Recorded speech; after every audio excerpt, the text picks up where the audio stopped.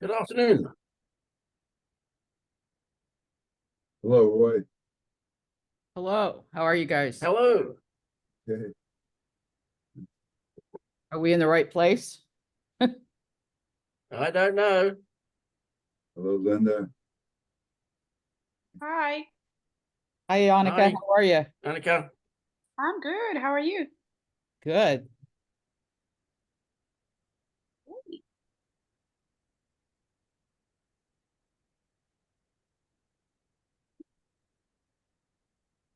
I guess it's just the four of us. I guess that's what it is at the Yeah. moment. An intimate group. Yeah. What would you guys like to do?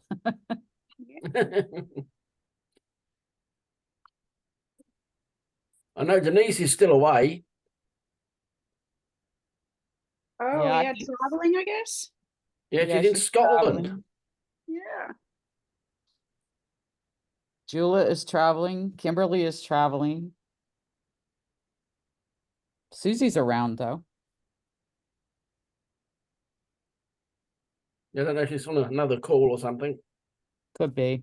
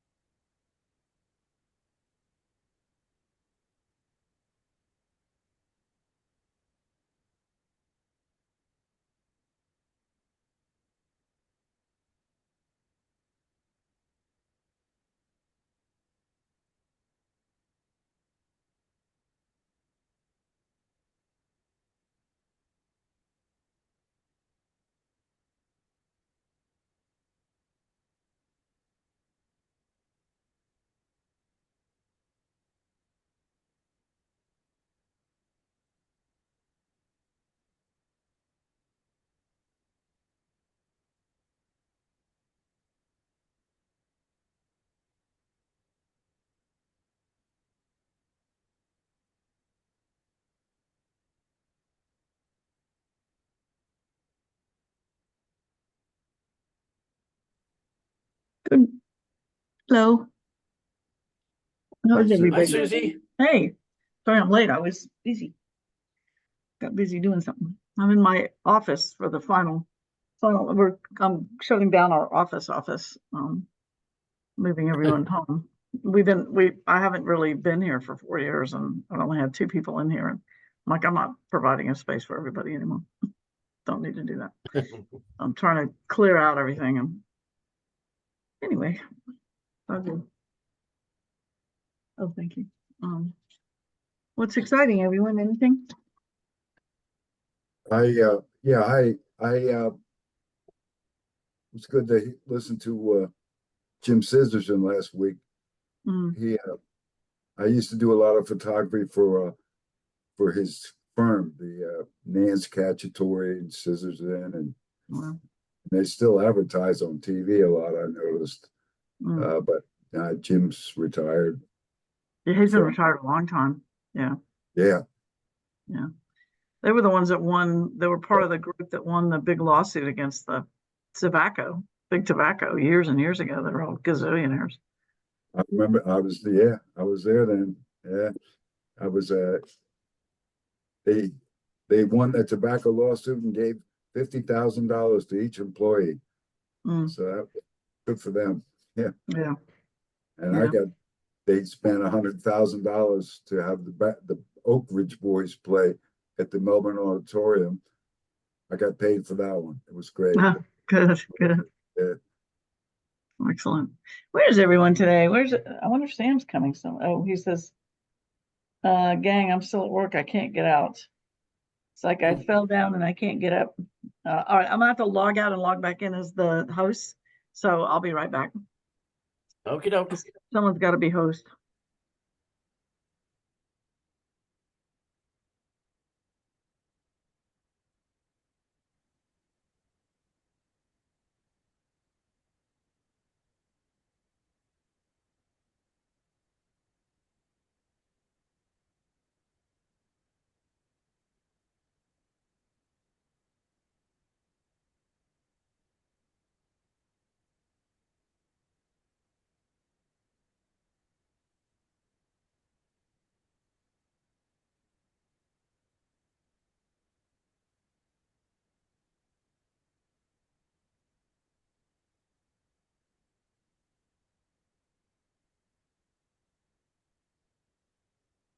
There we go.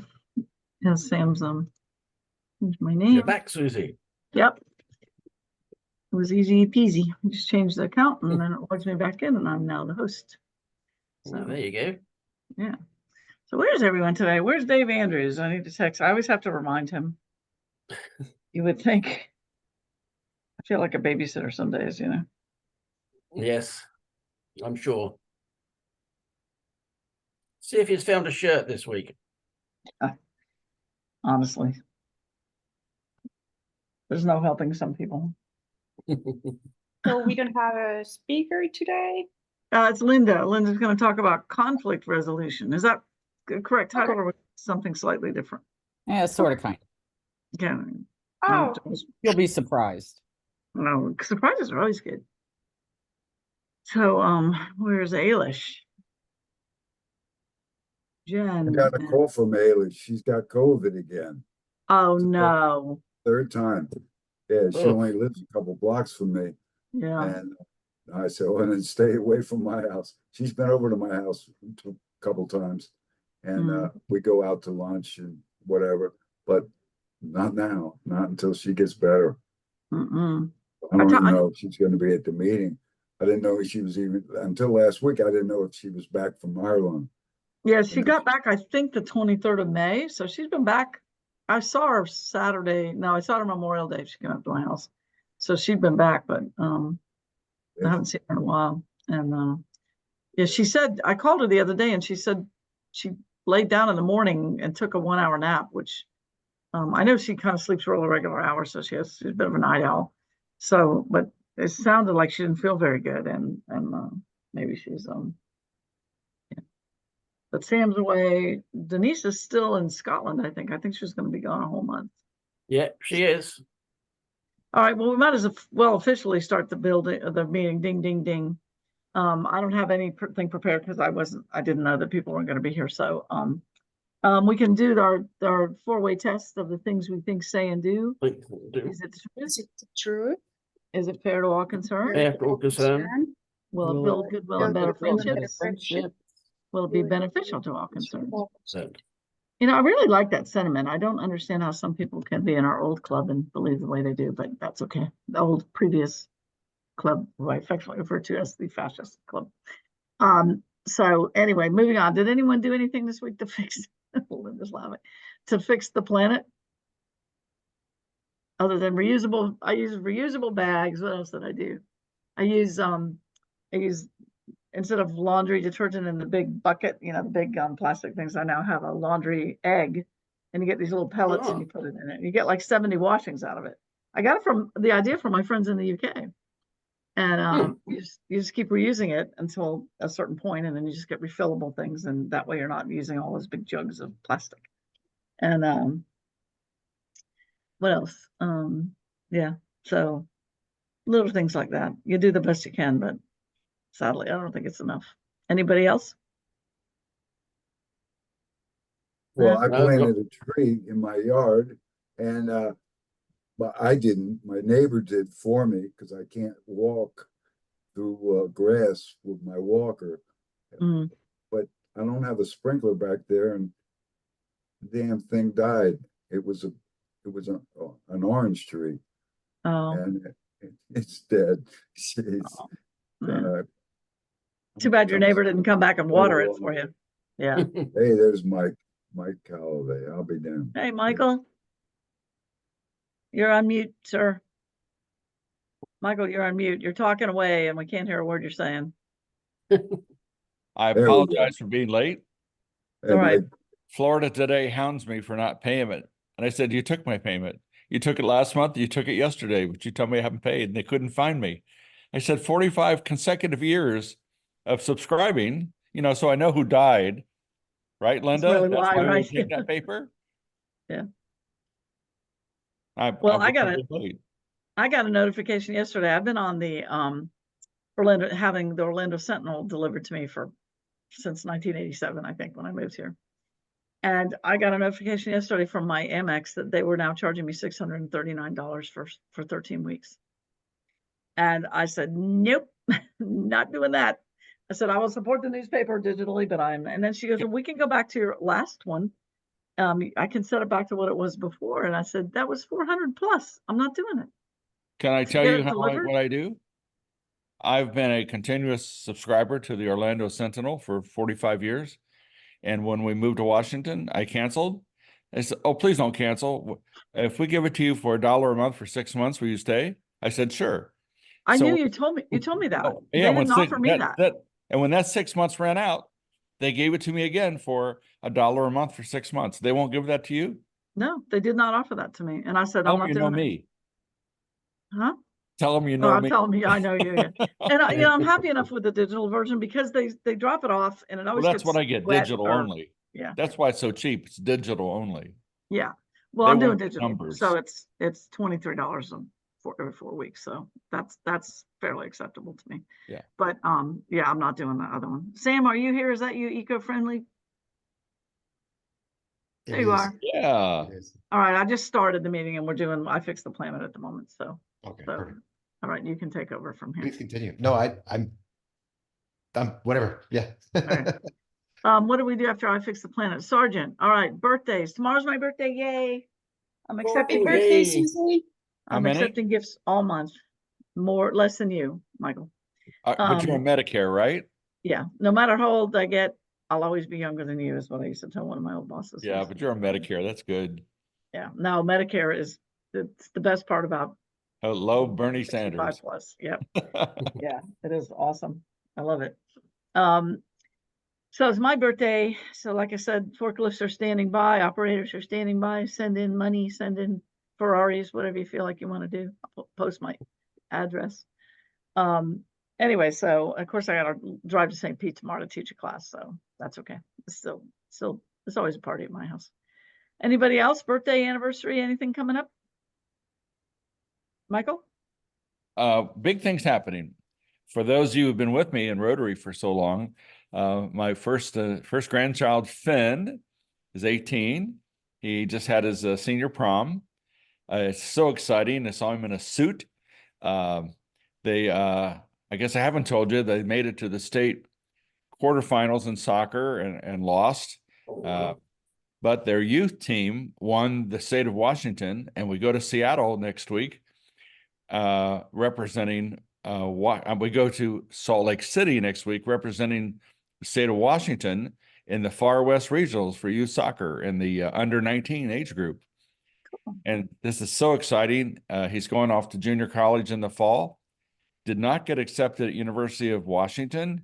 They only had a 10% acceptance rate, and it was really shocking. But he'll do fine in community college, and we're just so excited. And the Scottish grandparents were coming over for graduation, and the Scottish grandparents are now going to Salt Lake City to see a soccer tournament. Oh, fun. Are you gonna go too? That'd be fun. Oh, To yeah. Salt Lake?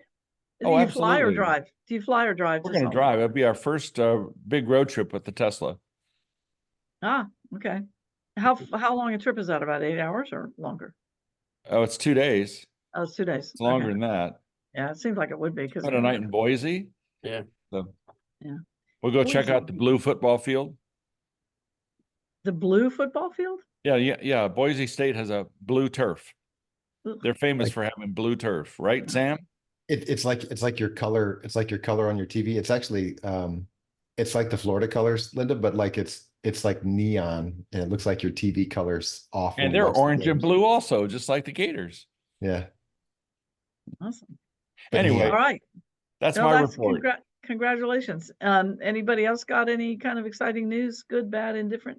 I Sam? think I said it was coming last time, but I just took my little boy. I'm so out of whack now, but I just took my little boy. We had a 3-day weekend and picked up my mother-in-law and then took my little boy to Disney, and he had the best birthday ever, he said. So he is 9 years old now. Oh, that was yes. fun. Terrible for the parents.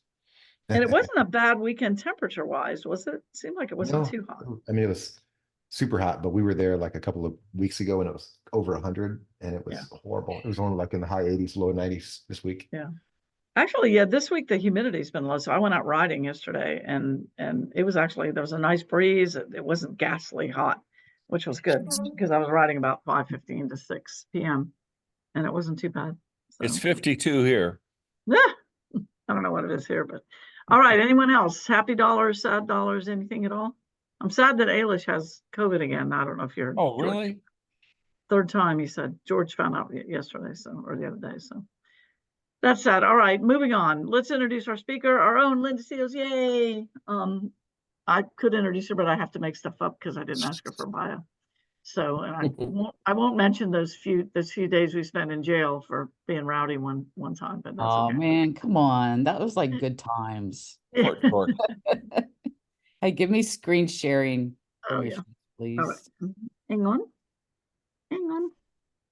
Tell them your handle, Linda. My Hort- handle, Hort Dork. I love that. Horticulture dork. Port Dork. Yeah, yeah. Love it. Okay, now you're the host, so don't hang up without passing host on to someone else. I'm Oh, gonna I have go- power. I'm gonna turn off my video just so I can eat some lunch real quick. So All right. I'm here listening. All right. So I'm Yeah, gonna I'm run doing through the same. this. Okay, I'm gonna run through this pretty quickly because I have a lot to say. I'm going to talk about deliberative dialogue, and that's I do this work here at the university with communities. Let me just dig into this and talk a little bit about this. I hope you guys enjoy this. We're going to talk about why this work is important. We're going to talk about simple versus challenging community issues, the difference between dialogue and debate. And we're going to talk a little bit about deliberative forums, and that's where this magic happens. That's where dialogue happens. Susie had asked me about the group Better Angels, and this is the work that many groups, in addition to Better Angels, who used to be Braver Angels, do. And so this is kind of the foundation of the work they do. And I'll explain more about that in a moment. And then what are the outcomes of this work, which is kind of like, you know, why it's important. But first I have to do a shameless plug for my program that I oversee, which is Community Voices Informed Choices. And this is a partnership between UF and FAMU University, Florida A&M. And we use deliberative discussions to address community issues. And those are usually complex community issues. And this provides a platform for the community members to talk about these issues and see where maybe there is some common ground. And we'll talk about that in a minute. This work comes out of the Kettering Foundation, which you see there on the left. Kettering has been doing research in this area for, oh gosh, 50, 60 years. And then I'm a board member of the National Issues Forums Institute. The National Issues Forums Institute used to partner with Kettering, and they developed something called an issue guide. And I'm going to talk about issue guides in a moment and how issue guides are the framework for deliberation. And I hope you enjoy hearing about that. So I keep going backwards because I'm on my Mac and I'm used to going the other way. So one of the things that this work does is it increases citizen engagement. And all you have to do is read the news and know that citizens aren't truly engaged in the political process or in our government. They might be reading the news, or hearing the news, watching the news. And I use that term news loosely. But they're not really engaged. In order for democracy to thrive, we have to be engaged as citizens, right? So to increase citizen engagement, what are the benefits of that? Well, one, it's going to increase the likelihood that projects or solutions will be widely accepted, right? If everybody's participating and figuring out the solutions, then they're going to buy into those solutions a little bit more. We can get more creative with more effective solutions. We can improve citizens' knowledge. That's a big one. That's a hard sell nowadays. And their skills in problem solving. We can empower and integrate people from different backgrounds. I won't use the D word because that's, illegal for me to use here in Florida. And then create local networks of community members, create several opportunities for discussing those concerns. And then I think one that's really important, there's a lot of data out there right now showing how Americans have lost trust in organizations, governments, just everything. They mistrust everything. And these processes can help increase the trust in people. So I'm going to keep going backwards just to entertain y'all. So why aren't citizens engaging? Well, there are many, many reasons, and I'm not going to spend a lot of time here, but because probably most of those reasons. That mistrust is a big reason. People are connected, but they're also lonely. This is the internet age. We have these cell phones that we're on all the time. And even though we might be communicating constantly via text or via email, we really aren't communicating the way humans were meant to communicate. So people feel isolated. There's apathy, there's mistrust. Like I said, there's blame, right? It's always someone else's fault. And there's, the lack of desire, the lack of motivation. And, I mean, frankly, there are groups of people who just don't have the capacity. They don't have the time. They don't have the money. They don't have whatever resources are needed to engage with the government or the community. When we want to engage, but need better opportunities and access. I think that's a really big deal. And we've run into this challenge even with the work that we're doing. And you guys, at any time, if you have questions, feel free to And ask. Linda, yeah. I think most people are aware of when you said, I posted it in the chat, but when you said you didn't want to say the D word, that word, I'll say it because you're not allowed, is diversity, right?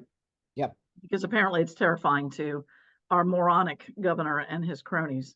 So, so a lot of what Linda's having to be cautious about what she says because of the quote unquote laws and rules that they put in place that, they don't want her to say certain things because she works for the state. Anyway, keep going. Yeah. Thanks. No, thank you. So you think about what are some of the communities, what are your community's simple or challenging issues? Throw some out there at me.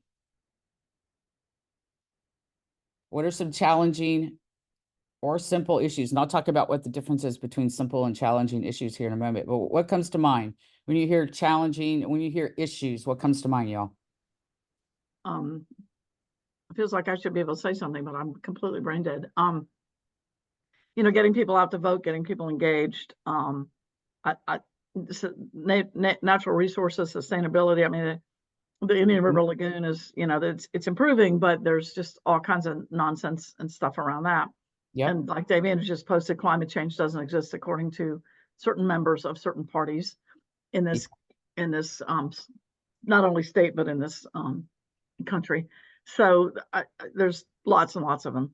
Yeah, there are lots and lots of them. Affordable housing, infrastructure, land use, rampant development. The list goes on and on and on. Health insurance, immigration. There are many, many, many of them. So when we think about a tame issue or a simple issue, I usually call it a simple issue. A lot of scholars call them tame issues. I don't really like that word, but there it is. I put it on here. So a tame issue is something simple, like a pothole in the street. And the cause of the problem is pretty clear, right? There's a pothole in the street. And the solution is pretty obvious. Fill the pothole. And who's going to do that? Probably the government. And does the public need to be involved? Probably not. The public might alert the government to the fact that there's this new pothole or an existing pothole, but that's really about it. But a more challenging issue like, Susie, like climate change, the cause of the problem is very complex, right? There's not just one reason why climate change is happening. The solutions, wow, how'd that happen? I didn't even have my hand near it. It's magic. Magic. How did that happen? Wow. Cool. Your thought processes. You're using the force today. I have the power.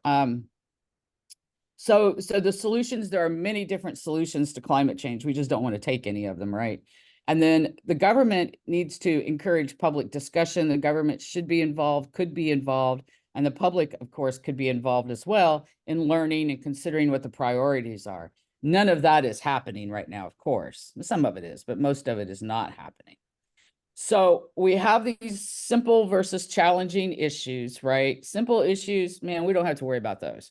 Those are going to get solved on their own and we can just go about our day. It's these challenging issues that polarize us because we do not know how to express our opinions in such a way that allows for deliberation, allows for dialogue, allows for conversation. We immediately start to polarize people when we talk about these things. I am guilty of this and I talk about this stuff all the time. So it's not just something that you do or I do. We all do it. Come on, computer. It's because you have a Mac. They're evil. Well, you know, we can talk about that later. I have some thoughts on that. So when we talk about, and this is really important to understand the work that I do, debate versus dialogue. Debate is usually what's happening in any political conversation nowadays. Right now, we're very oppositional. There are Democrats, there are Republicans, and that's all there is. And the goal is to win. The Republicans want to win, the Democrats want to win. And if we were having dialogue, the two sides would be working together toward a common understanding. And we would find common ground. That's the goal, to find common ground. We're not going to agree, We're not going to agree with the Republicans ever. The Republicans are never going to agree with the Democrats ever. But what we want to do is find common ground. It's not quite like compromise, because compromise means that I'm giving up something and you're giving up something. But where do we have common ground? And we'll talk a little bit more about that in a minute if my computer allows me to go there. In debate, one listens to the other side to find flaws and counter its arguments. How many times have you listened to a Republican or a Democrat, someone of the opposite party or your opposite party, or any conversation about something? Could be music. And you're looking for the flaws in their argument. You know, they're talking about this, they're talking about affordable housing and why it's an issue. And you immediately start to look for those flaws so that you can say, yeah, but you're wrong because. We all do that. And then we want to, in debate, we're affirming a participant's own view. In other words, I'm right, and I'm going to give you all the reasons why I'm right. But in dialogue, one listens to the other side to understand. We need to listen to understand and find meaning and consensus in what the other person is saying or the other group is saying. And then it enlarges and possibly changes a participant's point of view. So dialogue is more likely to change views. It's not always going to change views, but it's more likely to change views. While debate is all about affirming your own views. And that's one thing that stops any kind of progress. Debate creates a closed-minded attitude. This is what it is. I got my blinders on. These are the facts I have. These are the facts that affirm my stance, and these are the facts I'm going to give you. And debate assumes there is a right answer and someone has it, but it's probably not you. Whereas dialogue creates an open-minded attitude. You're taking in all this information, you're listening to understand, and then you also assume that many people have pieces of the answer, and if we all come together, a diverse group of people come together, and I don't mean just diverse in terms of race and ethnicity, but economics, all different kinds of people come together, they can put these into a workable solution. So those are the differences between debate and dialogue. So when I'm talking about deliberative dialogue, or I'm talking about dialogue in general, that's what I'm talking about. I'm not talking about two people talking to each other or at each other. I'm talking about people listening to each other and coming together for dialogue. And the picture you see in the background here is a deliberative forum that we held in Marion County. In Marion County, they were having issues with septic to sewer conversions to protect the springs. And the folks in the room were led to believe that they were going to have to spend $20,000 each of them, each home, to connect to sewer. And these were very low income people, mostly living in trailers. And they were just, they were really upset about this. So we brought the local government in, some county officials, we brought in these folks, and we brought everybody together to have a conversation. Well, what happened here was, as people were talking and listening, they discovered that they were not going to have to spend $20,000 each home to connect to sewer, because the county had a grant. All they were going to have to pay was $200. But somewhere along the line, this thing blew up into this huge controversy. It was in the papers. It was just this hot mess because people were talking at each other and they were not listening. The county had a big role to play here, largely their fault, because they were not communicating clearly. They were not communicating to the right people. But when things did start to go awry, they didn't bother to bring people together to have a dialogue about this. They just let them come to the county commission meeting or wherever and do their little 3-minute spiel, and everybody just got more and more angry. So this could have all been prevented way back when, if we were listening to each other and asking questions rather than just making assumptions, which we so often do, especially nowadays. Really. I have a Dell at home. I'm gonna go get it. I'm not at home today. So what are the essential aspects of deliberative discussion? And I did not mean to animate this either, but I'm having fun today.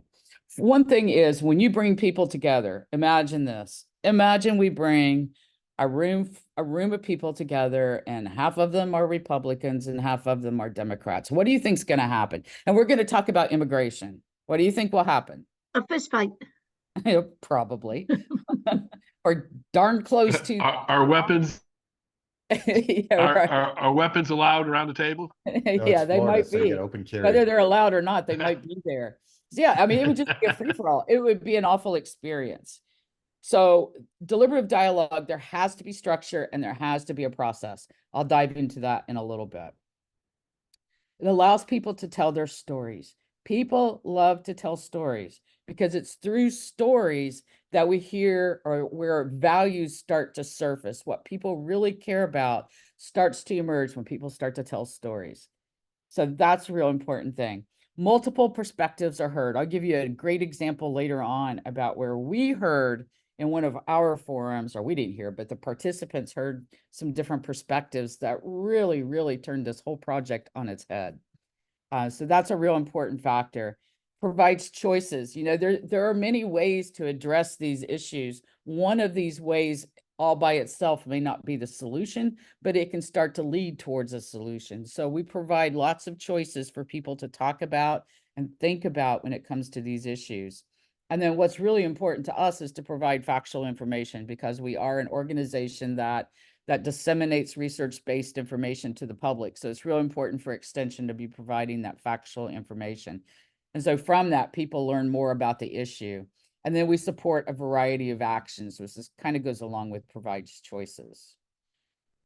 So one way that we provide that structure is we use a document called an issue guide that we write. And that's what the National Issues Forum did for Kettering for about 4 decades, is we developed issue guides. These were national issue guides. So we have one on climate change, we have one on immigration, and these are designed to bring people together, sit around a table or sit around in a circle and talk about these really difficult issues.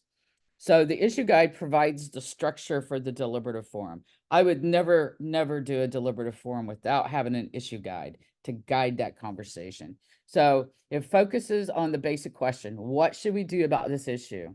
And then it helps organize that discussion into, I guess, biteable, pieces that people can take and they can see themselves in it.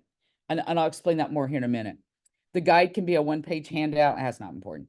It describes the problem, it gives the science behind the issue, and it outlines 3 options. Those 3 options are key to what makes an issue guide work.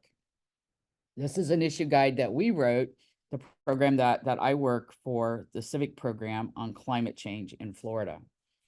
And each one of these issues, there are only 3 issues in an issue guide. Option 1, use nature-based solutions. Option 2, create resilient communities. Option 3, protect our economy and livelihoods.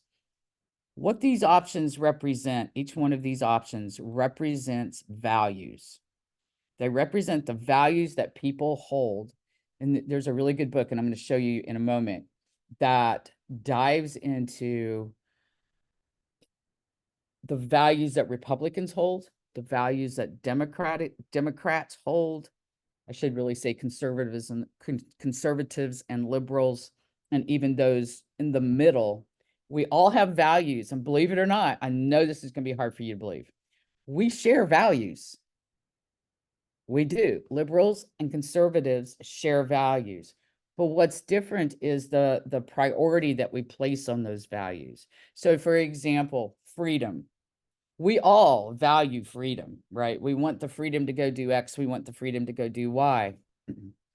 But where we place that freedom in our hierarchy of values is different.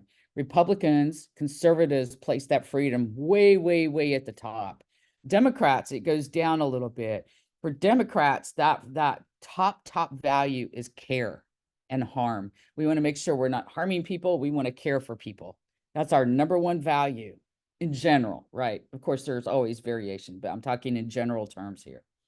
But again, for conservatives, it's usually freedom and liberty. For Democrats, it's usually care, harm. And when you start thinking about that and you start reading about this, you can really see how in conversations, you can see this coming out in the news media. You can see this in the way that different news media spin a story. You read the articles from different news media, and you can just see, once you learn a little bit about this, you can see how they're twisting these to reflect the values of the audience that they're trying to influence and reach. So we do this similarly with the issue guides, but not to be deceptive.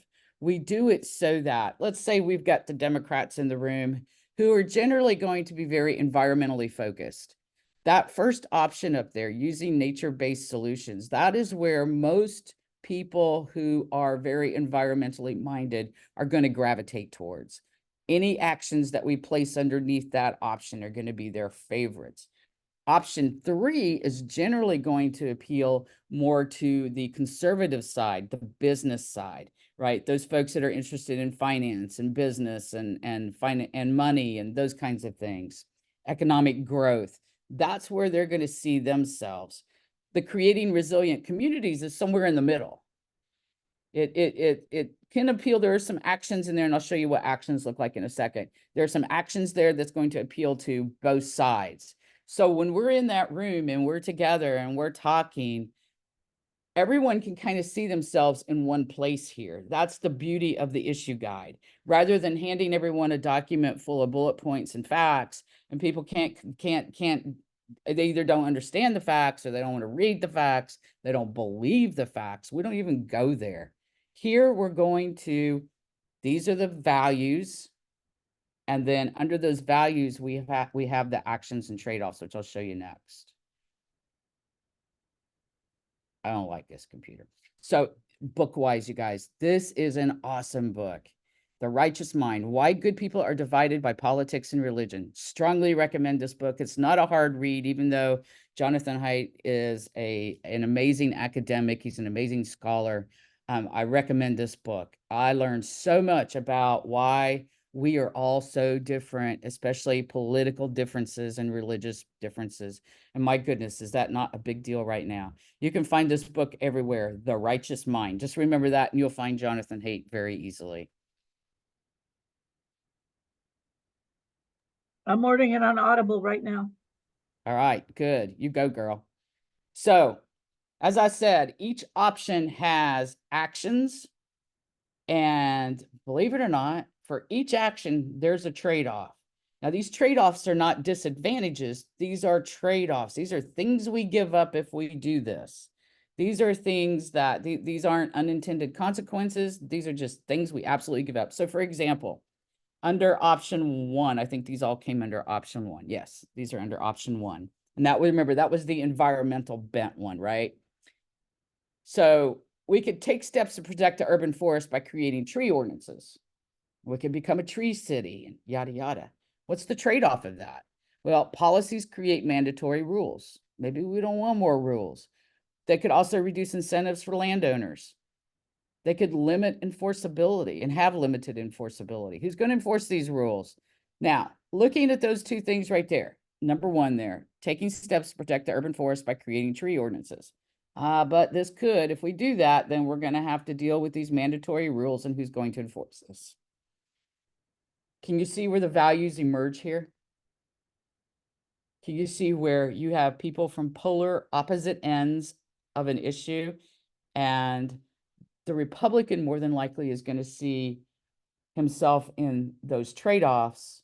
More than likely, it's the liberal that sees himself or herself in the tree ordinance. Yeah, for the conservatives, it's more damn rules I gotta follow. Exactly. Or government Exactly. sticking his nose in my stuff, that kind of Right. mentality. Yeah. Right. But if I had put the one, I didn't do every option just for, because of time. But if we looked at option 3, it would probably be reversed to some degree. The Republicans would probably like the actions a lot more than the Democrats will like the actions. But the point here is that there are probably still things here that the Republican can say, okay, I can live with that. Like using living shorelines.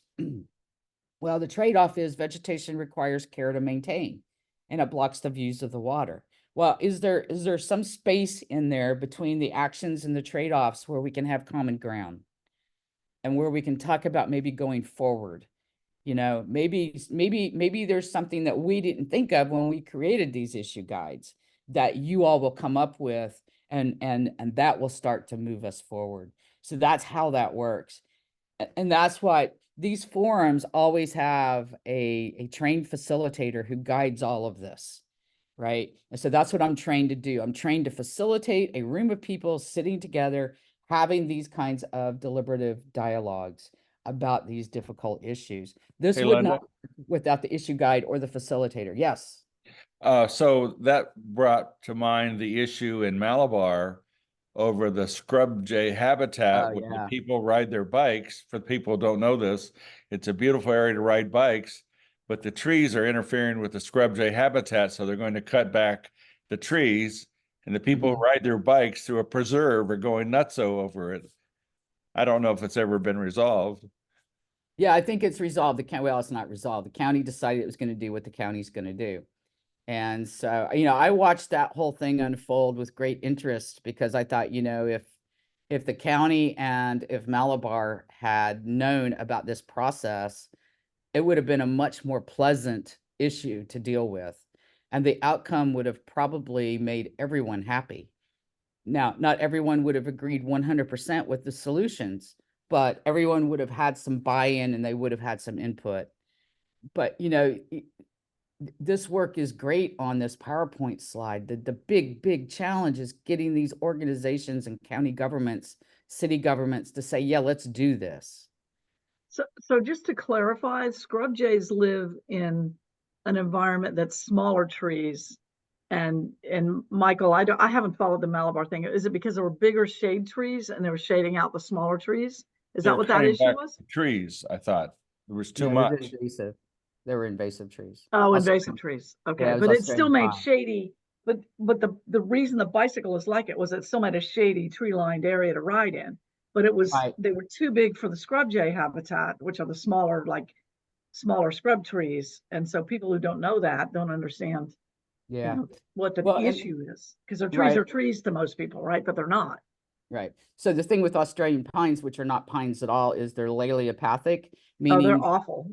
there are chemicals in their leaves or their needles that when they fall, they emit these chemicals and it's like a natural herbicide, prevent anything from growing underneath of it.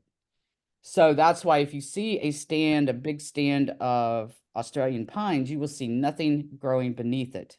And that's why they're so controversial in Thousand Islands and so many other places throughout Florida, because they don't allow for other habitats. So that is one of the primary reasons that it's not good for the scrub jays.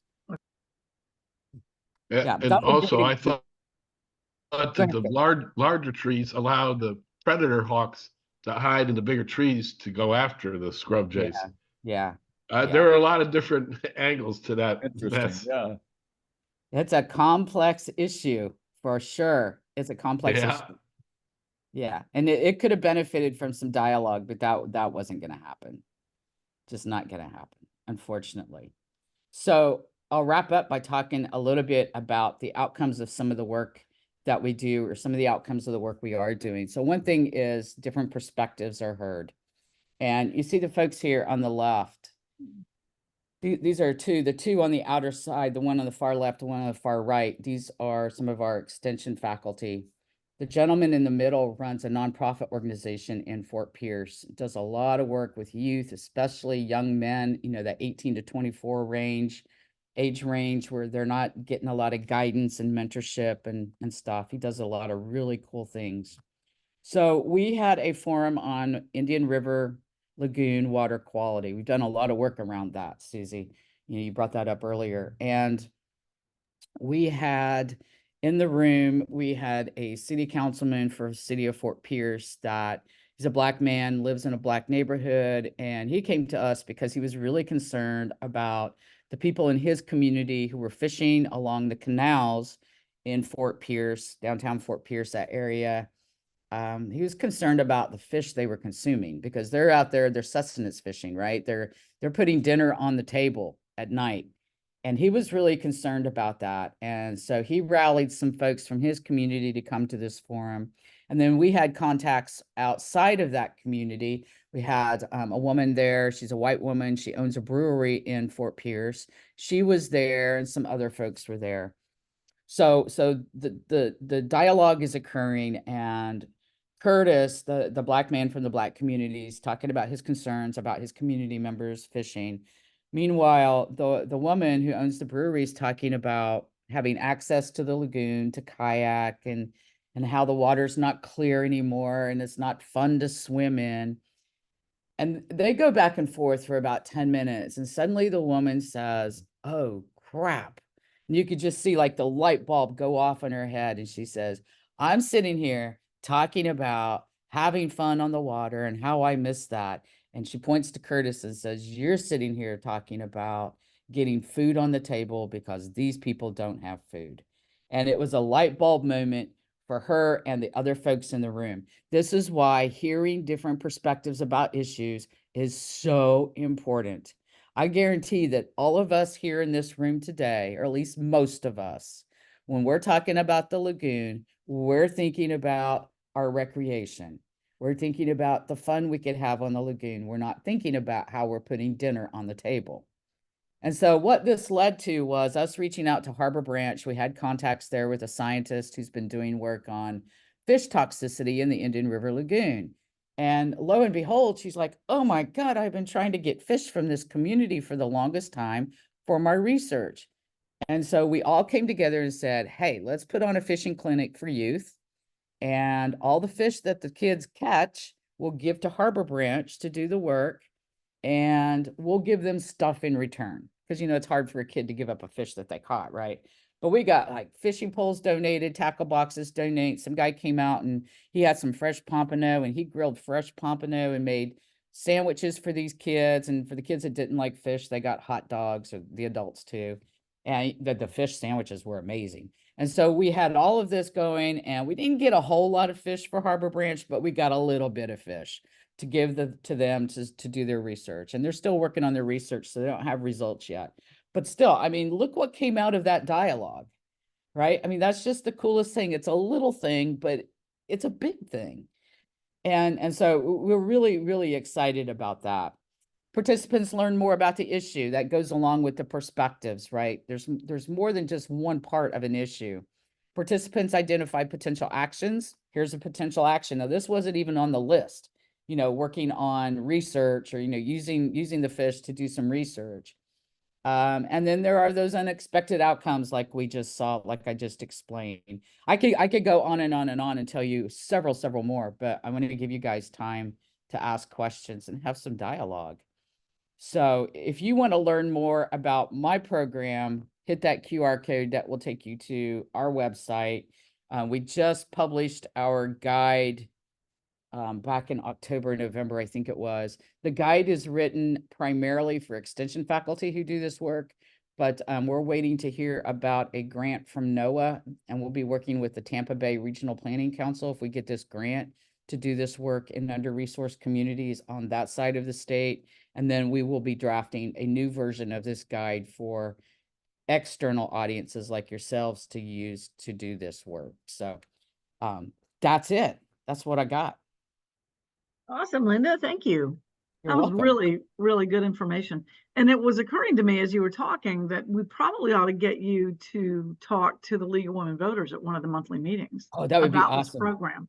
Yeah, Because, that would be awesome. This is a lot of what the league is doing. And I know you just rejoined, and we're trying to create dialogue. We're trying to, get people registered to vote, the whole thing. So it seems like, I'll work on that with you. Okay, offline. that would be fantastic. What would be even better is if they wanted to do some more dialogue and I think that would be, we could probably work on that. Let's Yeah, work that's- together on that. Yeah. Yeah, that's been our biggest challenge is, when we first started doing this, we envisioned that extension faculty would lead these efforts and bring people together in the community. But, that all, the rise of DeSantis sort of stopped that because, we're afraid to do anything controversial right now. Yeah. The rise of So- the half Reich. Yeah, so our extension faculty aren't just going there. So now we're branching out. We want to train the community to do this. We want to train you guys to do this work, and we want to train the nonprofit organizations to do this work. So that's where the National Issues Forum is headed to. As a board, we decided that's the direction we need to go. So, Mm. and there are hundreds of organizations out there that do this work, and nearly all of them are using the National Issues Forum's guides to do this.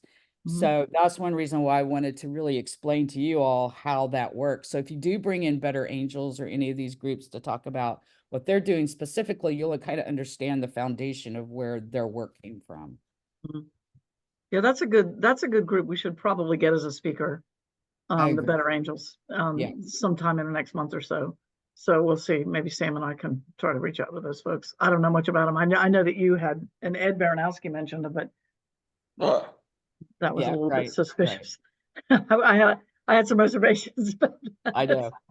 But that's the good thing about dialogue is, it can appeal to both sides, right? Yeah. And I know it's hard for many of us to imagine ourselves sitting across the room for someone who's like wearing the Marjorie red Taylor hat. Greene. Yeah. Oh, yeah. Well, that's not going to happen. But, wearing the red hat and how do we even begin to have a conversation? But with a trained facilitator and an issue guide, it can be done. Well, as the old fart in the meeting, it didn't used to be this way. No, Whether whoever you supported for president, our politics weren't as infected as they seem to be today, and I associate that in a way back to Newt, whatever his name was, Gingrich. He was the and things start of started a getting lot of the so bad stuff. hateful back then. But prior to that, we do agree on in the US. I can't speak for our members in Europe, but we pretty much agree on about 80% of things, and we agree on so much more that we don't disagree with. But I just think our politics have been affected by the hate that's come.